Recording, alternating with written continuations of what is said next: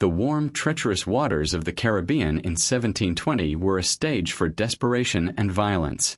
On this particular day, the relative peace of a merchant vessel was shattered by the sight of an approaching sloop, its Jolly Roger, a scull with crossed cutlasses, leaving no doubt as to its intentions. This was the ship of Calico Jack Rackham, a name that inspired fear from Nassau to Jamaica. The merchant sailors prepared for a fight, but nothing could have prepared them for what they would witness. The boarding was a whirlwind of cutlasses and pistols, a chaotic melee of smoke and shouting. Yet, as the conflict raged, seasoned sailors noticed something impossible. Two figures fought with a ferocity that eclipsed all others, moving with a lethal grace and an utter disregard for their own safety. They were a storm of blades and fury, and they were the most terrifying presence on the deck. When the brief, brutal fight was over and the acrid smell of gunpowder began to clear, the captured crew would tell a story that would become legend. In hushed, bewildered tones, they would recount that their true dread was not for the famous Calico Jack, nor his hulking first mate. The most ruthless and effective warriors on that pirate ship, the ones who fought with a cold, relentless efficiency, were not men at all. They were two women. This was the shocking truth that confounded authorities and fascinated the public. Amidst the rough, masculine world of piracy, and Bonnie and Mary Red had not only found a place, they had mastered it, becoming the most feared members of a feared crew. This is not a myth or a folk tale spun from sea mist and rum. This is the documented, historical truth of two of the most extraordinary figures ever to sail the seven seas. One was Anne Bonny, a fiery-tempered runaway from a respectable life, who traded societal chains for the lawless freedom of the pirate. The other was Mary Red, a woman who had lived her entire life passing as a man, from a soldier in the European wars to a sailor on the high seas. Thrown together by fate, they forged an unbreakable bond, and together, they carved their names into history with the edge of a cutlass, becoming the most feared pirate duo the world has ever known. And Bonnie's journey to the deck of a pirate ship began not on the high seas, but in the complicated social confines of Ireland around the year 1697. She was born into scandal, the illegitimate daughter of a prominent lawyer and his housemaid. To avoid the disgrace, her father was forced to dress her as a boy and pretend she was the child of a relative he was mentoring in the law. This early deception, this need to contort herself to fit the expectations of a rigid society, was Anne's first lesson in the power of disguise and the fluidity of identity. It was a lesson she would not forget. But Anne's spirit was never one to be easily contained. From a young age, she was described as having a fierce and volatile temper, a force of nature that defied the docile role prescribed to women of her time. This ferocity was famously demonstrated in a shocking incident where, after a disagreement, she reportedly stabbed a servant girl with a knife. This act was more than simple delinquency. It was a violent eruption of a will that would not be subdued, a preview of the ruthless fighter she would become. Her father, hoping to tame her wild nature and secure her future, eventually arranged a marriage for her to a local man. For a fleeting moment, it seemed Anne might settle into the conventional life that was expected of her. That moment was short-lived. The marriage was a cage, and Anne's spirit chafed against its bars. She found the life of a respectable wife to be a suffocating performance. It was in the bustling, notorious port of Charlestown in the Carolinas, where her family had relocated, that she first heard the siren song of true freedom. Rejecting the path laid out for her, she made a daring and irrevocable choice. She abandoned her husband and set sail for the ultimate sanctuary for outcasts and rebels, the pirate republic of Nassau in the Bahamas.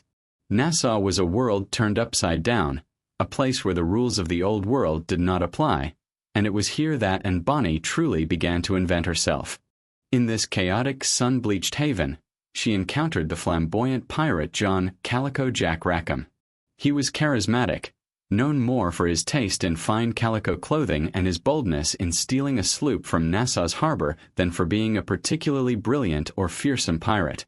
To Anne, he represented everything her former life was not: adventure, excitement, and lawlessness.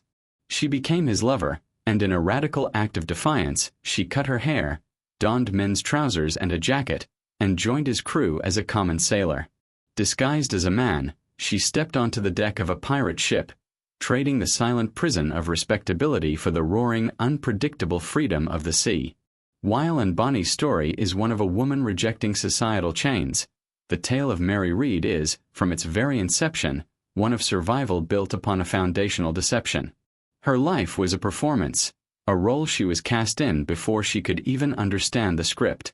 Born in England around 1685, her existence was shrouded in a secret kept for financial gain. Her mother, whose husband, a sea captain, had disappeared at sea, had already borne a son from her marriage. This boy was the sole beneficiary of his paternal grandmother's support. When the young boy died, and Mary was born shortly thereafter, her desperate mother, facing destitution, made a fateful decision. Upon hearing that her wealthy mother-in-law was planning to visit, she concealed the death of her son, and when the daughter, Mary, was born, she presented her as the boy, dressing her in his clothes and perpetuating the lie to continue receiving the crucial financial allowance. What began as a temporary ruse became a way of life. This imposed identity did not end with childhood. So successful was the deception, and so reliant was her mother on the income, that Mary simply continued living as a boy. As a young teenager, she was sent out into the world to work as a footboy for a wealthy French family. This was her first taste of life as a servant in a man's world, a role that required physical labor, deference, and a constant, vigilant performance of masculinity. But Mary's spirit yearned for more than domestic service. The confines of a wealthy household were too small for the person she had been forced to become. Seeking adventure and, more importantly, a steady income, she made a bold leap. She enlisted in the British military as a young infantryman. It was here, within the rigid hierarchies and brutal camaraderie of an army camp, that Mary Read truly honed the skills and the hardened demeanor that would later define her. She fought in the thick of the War of the Spanish Succession, a conflict that raged across Europe, experiencing the terror and chaos of battle firsthand. She learned to march, to shoot, and to wield a bayonet, all while maintaining the exhausting charade, her very life depending on her ability to convincingly play the part of a man. It was in the army, amidst the violence and discipline, that a profound and complicating chapter of her life unfolded. She found herself drawn to a fellow soldier, a Flemish trooper whose companionship offered a glimpse of genuine connection in her world of lies. The intensity of her feelings created an impossible dilemma. To pursue this connection, she had to shatter the identity she had so carefully maintained. In a tremendous risk, Mary chose to reveal her true self to him. The revelation, rather than pushing him away, forged an even deeper bond. They became lovers, and for the first time, Mary was able to lay down the burden of her disguise with another person. Their love story, blossoming improbably in the midst of war, culminated in marriage. Upon their discharge from the army, they used their savings to open a modest inn in the Netherlands, naming it the Three Horseshoes. For a few brief years, Mary Read lived openly as a woman, a wife, and an entrepreneur. She had, it seemed, found a peaceful harbor after a turbulent and clandestine youth. This hard-won peace was tragically short-lived. Her husband, the one person for whom she had unveiled her true self, died suddenly, likely from one of the many illnesses that swept through cities in that era. His death was a cataclysm that shattered the world Mary had built. The inn, a venture that had relied on their partnership, foundered without him. Once again, she found herself alone and facing a precarious future. The conventional paths open to a widowed woman, remarriage, a return to servitude, held no appeal. The freedom and agency she had experienced while living as a man, and the competency she had learned in the army, called to her. The disguise that had once been her mother's imposition now became her own conscious tool for survival and self-determination. She made a resolute decision. She cut her hair, donned her husband's old regimentals or a suit of men's clothing, and resumed her male identity. This time it was not for her mother, nor for anyone else. It was for herself. Seeking a complete break from a Europe that held only memories of loss, she booked passage on a ship bound for the West Indies, aiming to enlist as a sailor or a soldier once more, and to find a new life in the promise and peril of the Americas. It was this journey, this quest for reinvention in the wake of heartbreak, that would set her on a collision course with destiny and another woman whose life was a mirror of her own. The Caribbean Sea was a sprawling chessboard of fortune and ruin, where fates were decided by the whims of wind and wave and the flash of a cutlass. It was on this stage that the separate, parallel narratives of Bonnie and Mary Red were destined to converge. After resuming her male disguise, Mary had found work on a merchant vessel, a common enough occupation that allowed her to remain anonymous and self-reliant. She was just one more young sailor amidst the countless others seeking their fortune in the treacherous waters of the West Indies. Unbeknownst to her, however, the ship she served on had sailed directly into the hunting grounds of the most talked-about couple in piracy, Calico Jack Rackham and his fiery partner, Bonnie. The sight of Rackham's sloop on the horizon, its black flag unmistakable, would have sent a chill through the crew, but for Mary Red, it was likely just another professional hazard, another moment where her martial skills and cool head would be required. When the pirates swarmed aboard, their shouts echoing across the deck, Mary would have prepared to fight or submit, a calculated decision based on the odds. What she could not have calculated was the singular force of nature that was about to fix its gaze upon her. That force was Bonnie. From the moment the boarding was complete and the captured crew was assembled, Anne's attention was drawn to one particular sailor. He was a young, handsome, and strikingly composed figure amidst the fearful and defeated men. This was, of course, Mary Red in her male persona. To Anne, who lived a life of bold passions and immediate gratifications, this attractive and seemingly fearless young man represented a thrilling new prospect. Here was someone who stood apart from the rough, often crude, pirates she typically associated with. A spark of desire, mixed with a keen curiosity, ignited within her. In the days that followed, as was the custom, the captured sailors were given a choice: join the pirate crew or face an uncertain fate. Mary, with nowhere else to go and perhaps seeing an opportunity for greater profit and adventure, took the pirate's oath. Now part of the same small, floating world, and found herself increasingly drawn to the new recruit, seeking out his company, sharing a bottle of rum, and testing his mettle in conversation. She was captivated, and she was not a woman who waited passively for what she wanted. Driven by her characteristic boldness, and soon orchestrated a private moment, pulling Mary away from the ears of the rest of the crew. Under the vast Caribbean sky, with the sound of the waves as their only witness, and made her move. She leaned in, her voice low and conspiratorial, and confessed her secret. She revealed that she was not the man she appeared to be, but a woman. This revelation was, for Anne, a tool of seduction, a token of intimacy meant to invite a reciprocal confidence and open the door to a romantic liaison. She expected surprise, perhaps delight, or even confusion. What she did not expect was the reaction she received. For a moment, Mary Read was undoubtedly stunned, not by the revelation itself, but by its staggering coincidence.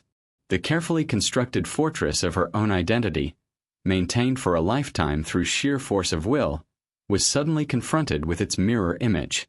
The weight of years of isolation and secrecy must have pressed upon her in that instant. Then, with a sense of profound and liberating irony, she delivered her own confession. She too, she explained, was a woman. The air between them must have crackled with the sheer, unbelievable power of that shared truth. In a world of men, on a ship governed by masculine codes of violence and power, they had each believed themselves to be utterly alone in their deception. Now, in one another, they had found not just a fellow impostor, but a soulmate forged in the same fire. The initial attraction Anne had felt was instantly transfigured into something far deeper and more potent. An immediate, unbreakable bond of understanding, solidarity, and shared experience. They were two outliers who had, against all odds, found their counterpart. From that moment forward, their alliance was sealed. They became partners in crime in the truest sense, a duo whose loyalty to each other surpassed all other ties. While they remained part of Rackham's crew, and maintained her relationship with the captain, the core of her world had now irrevocably shifted. The central relationship on that pirate ship was no longer between Anne and Jack. It was the symbiotic partnership between Anne and Mary. They fought together, shared plunder, and watched each other's backs with a ferocity that the men around them could not comprehend. They had navigated the world alone, disguised as men, but in finding each other, they finally discovered the one person for whom they never needed a disguise at all. The alliance between Bonnie and Mary Read did not simply add 2 new members to Calico Jack's crew. It transformed the very character of his enterprise. With their bonds solidified, they embarked on a reign of piracy that would cement their legend and terrify the merchant shipping of the Caribbean. They were no mere passengers or novelties on the ship.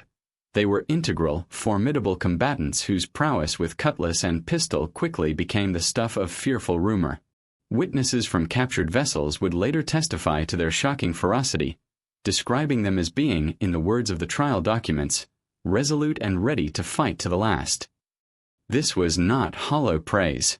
In the heat of a boarding action, they were often the first over the rail, their screams and curses mingling with the shouts of the men, their blades a whirlwind of lethal intent.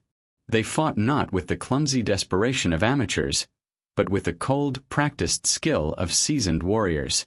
Mary, drawing on her years of experience in the infantry, fought with the disciplined efficiency of a soldier, while Anne's style was a reflection of her own untamed nature, a violent, passionate fury that overwhelmed her opponents.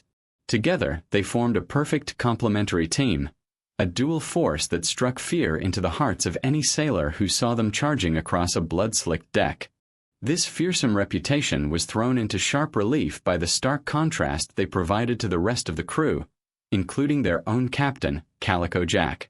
While Rackham was known for his flamboyance and his skill in capturing lightly armed vessels, he was not considered a particularly courageous or brutal fighter by the standards of the Brethren of the Coast.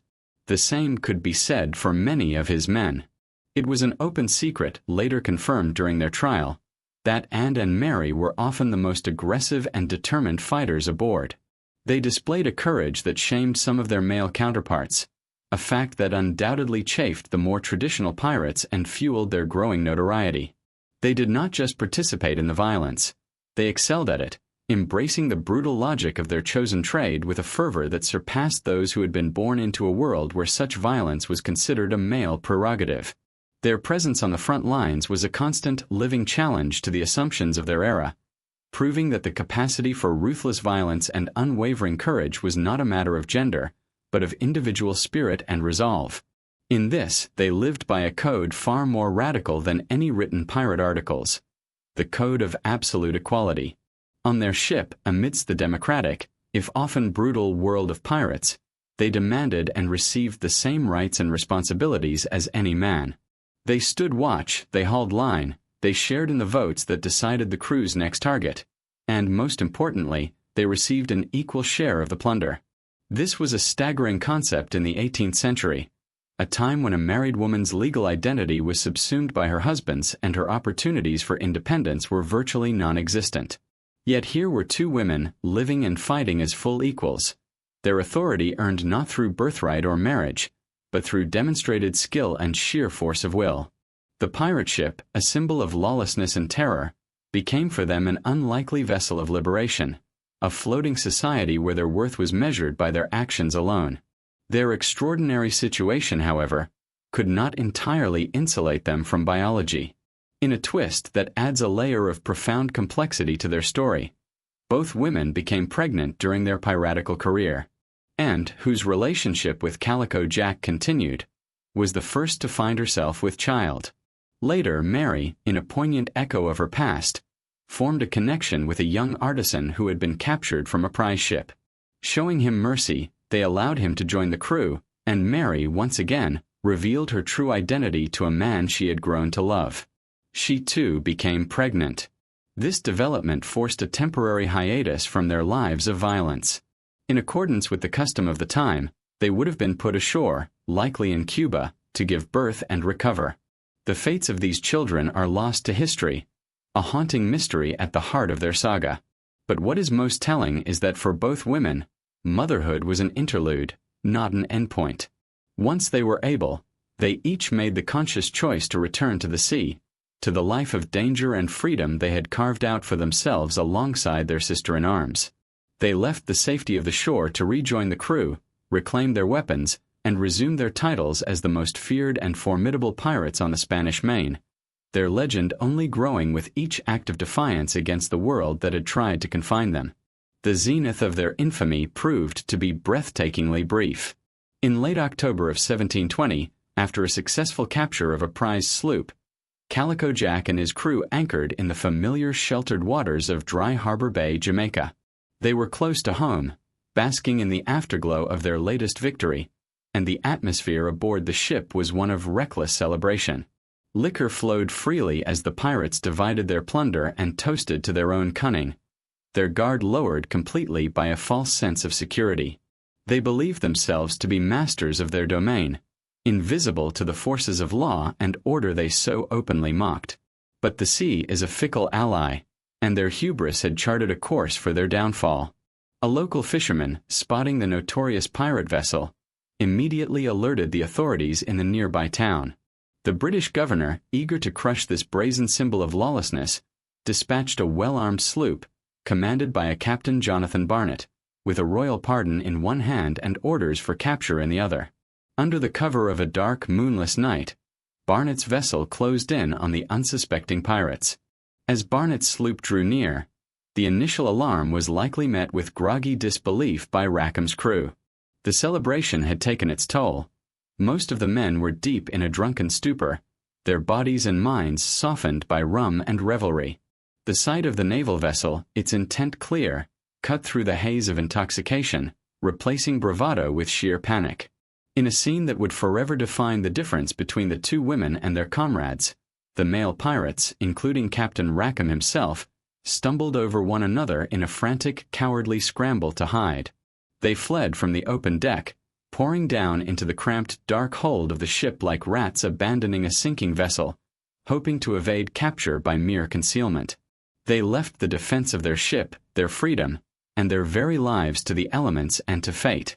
On the deck, amidst the chaos of their retreat, 3 figures stood firm, their silhouettes stark against the approaching threat. They were and Bonnie, Mary Red, and one other pirate who found a spark of courage that night. While the men they had sailed and fought with cowered below, these 3 prepared to make a final, desperate stand. It was in this moment of supreme betrayal that Bonnie's fury erupted. As she heard the pathetic sounds of her crewmates hiding, a contempt so pure and potent must have filled her. She stormed to the hatch that led to the hold, looking down at the faces of the men she had once called equals, men who had shared her food and her plunder, and now refused to share her fight. And there she unleashed a tirade that would echo through history, a line so perfect it seems forged by a playwright, yet documented in the official trial records. Her voice, sharp with scorn and defiance, rang out. "If there's a man among ye, ye'll come up and fight like the man ye are to be." When no one moved, when the silence from below confirmed their total spinelessness, she delivered the final, devastating blow. "If not, we'll fight alone and be the better men." It was more than an insult. It was a verdict. In a single sentence, she inverted the entire world's understanding of gender and courage. The men hiding in the dark were the cowards. The women standing in the light were the only true men aboard. With that, the 3 turned to face the inevitable. As Barnett's men swarmed over the rails, and Mary and their lone compatriot met them with a whirlwind of violence. Witnesses reported that they fought like demons, their cutlasses flashing in the sporadic light, their pistols barking fire into the darkness. They were a hurricane of resistance, holding the entire boarding party at bay, creating a small, violent pocket of chaos on the deck. They knew the odds were impossible, that capture or death was the only possible outcome, yet they fought on, not for victory, but for the principle of the thing, for the sheer, indomitable refusal to surrender without a fight. It was a final, glorious, and tragic testament to their character. Ultimately, they were overwhelmed not by a superior foe in a fair contest, but by sheer numbers. Exhausted, wounded, and surrounded, they were finally subdued and disarmed. As the British sailors bound their hands, they would have looked upon the scene, a captured pirate ship, its crew dragged blinking and ashamed from their hiding places, and the 2 most fearsome pirates of the Caribbean, defeated not in battle, but by the betrayal of their own. The era of Calico Jack Rackham was over. But the legend of Bonnie and Mary Red was just entering its most unforgettable chapter. The capture of Calico Jack's crew was a public relations triumph for the British authorities in Jamaica, and the subsequent trial in Spanish Town in November 1720 was a spectacle that drew immense public interest. The courtroom was packed with spectators eager to catch a glimpse of the two women who had so brazenly overturned the natural order. The proceedings were swift and merciless. The evidence against them was overwhelming, with numerous witnesses from their captured prizes testifying to their active and violent roles in the piracies. Both Bonnie and Mary Red, standing before the court in a world that now saw them clearly as women, pleaded not guilty. Their defense was not one of denial, but of technicality and perhaps a faint hope for mercy. They argued that they had never intended to kill anyone and had been forced into their actions, a standard, if usually futile, pirate defense. But the court was unmoved. The testimony painted a picture not of reluctant participants, but of eager and resolute combatants, and the verdict was a foregone conclusion. They were found guilty of piracy and sentenced to the mandatory punishment, death by hanging. It was at this moment of utter despair, with the shadow of the gallows falling over them, that they played their final, most powerful card. As the judge prepared to conclude the grim formalities, both women spoke the words that would suspend their death sentences. "My lord, we plead our bellies." This was not a plea for mercy based on their sex, but a specific invocation of English common law, which forbade the execution of a pregnant woman. The court was obligated to stay the execution until the child was born, as it was considered unjust to punish the innocent unborn for the crimes of the mother. A jury of matrons was swiftly assembled to examine them, and their pregnancies were verified. This legal maneuver bought them time, pushing their fate from the immediate public spectacle of the gallows to the uncertain private confines of a prison cell. For their male companions, there was no such reprieve. Calico Jack Rackham and the rest of the condemned crew were marched to the gallows at Gallows Point in Port Royal and hanged. Their bodies then tarred and hung in gibbets at the entrance to the harbor as a gruesome warning to all who sailed by. It is said that Rackham was granted a final visit from Anne, whose only words to the man she had once followed to the ends of the earth were a cool and devastating rebuke. "I am sorry to see you here, but if you had fought like a man, you need not have been hanged like a dog." With the men of the crew disposed of, the fates of the two women diverged into silence and speculation. Mary Red, the soldier who had lived her life in disguise, never left her prison cell. She was recorded as having been seized with a violent fever while incarcerated.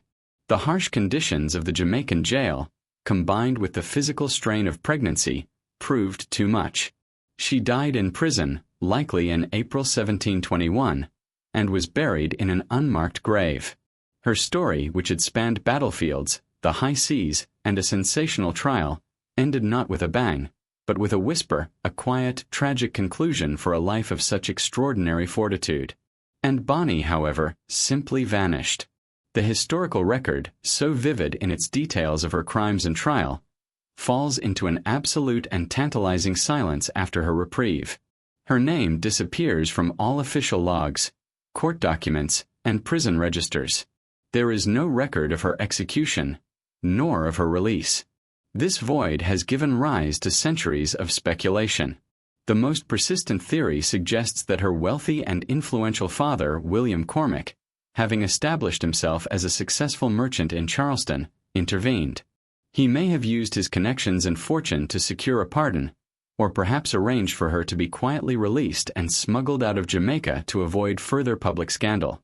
Another possibility is that she simply served her time in prison, gave birth, and was eventually released, after which she assumed a new identity, married, and lived out the rest of her days in anonymous respectability, the fiery pirate queen submerged beneath the conventional facade of a colonial wife and mother. It is the ultimate irony that a woman who lived so loudly and publicly should exit the stage of history with such profound silence. The mystery of Bonnie's final fate is the final, enduring echo of her legend. Did she die in a squalid cell like her friend, or did she succeed in the greatest escape of all, finding the peace and anonymity that had eluded her throughout her tumultuous youth? It is a question that has no answer, leaving her not with a period, but with an ellipsis, forever sailing just beyond the horizon of our knowledge.